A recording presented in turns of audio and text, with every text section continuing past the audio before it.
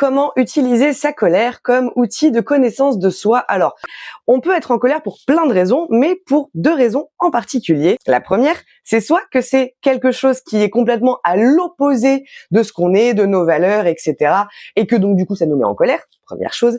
Mais la deuxième raison, et celle qu'on a le plus de mal à voir, c'est que des fois, ça ressemble en fait exactement à ce qu'on fait et qu'on n'assume pas chez nous. Alors, des fois, c'est un peu un croisement avec la première, puisque ça peut être quelque chose qui est dans nos valeurs, qu'on aimerait beaucoup être ou qu'on trouve très important, mais qu'on n'est pas ou qu'on ne fait pas. Et donc, du coup, quand on voit des gens le faire, ça nous énerve doublement, déjà parce que ça nous met face à nous-mêmes, et en plus, ça nous met face à nous-mêmes par rapport à un idéal qu'on aimerait atteindre. Donc, quand vous êtes en colère, une des meilleures façons de vérifier que tout va bien, c'est au lieu de vous énerver, et déjà c'est cool parce que ça vous évite de vous énerver pour rien et des fois d'avoir des conséquences à votre colère qui vous font chier, que vous n'avez pas envie d'assumer, ça évite d'être fautif tout simplement.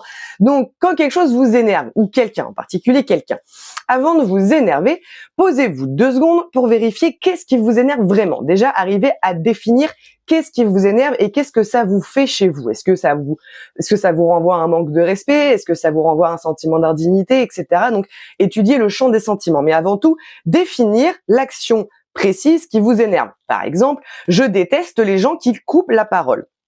Face à ça, 2 options. Soit vous êtes du genre ultra timide et vous détestez les gens qui vous coupent la parole parce que c'est pas dans vos valeurs. Vous faites l'effort de toujours laisser parler les gens et en plus vous avez déjà du mal à prendre la parole, donc ça vous rend vraiment en colère quand en plus de ça on vous coupe la parole. Ça, c'est le premier cas, qui est un cas plutôt rare. Généralement, c'est plutôt le deuxième cas, c'est-à-dire que vous êtes typiquement le genre de personne à couper la parole, à prendre beaucoup de place, et à la fois c'est quelque chose que vous voulez pas trop regarder chez vous, et en même temps c'est quelque chose qui ne vous va pas parce que vous trouvez ça pas respectueux.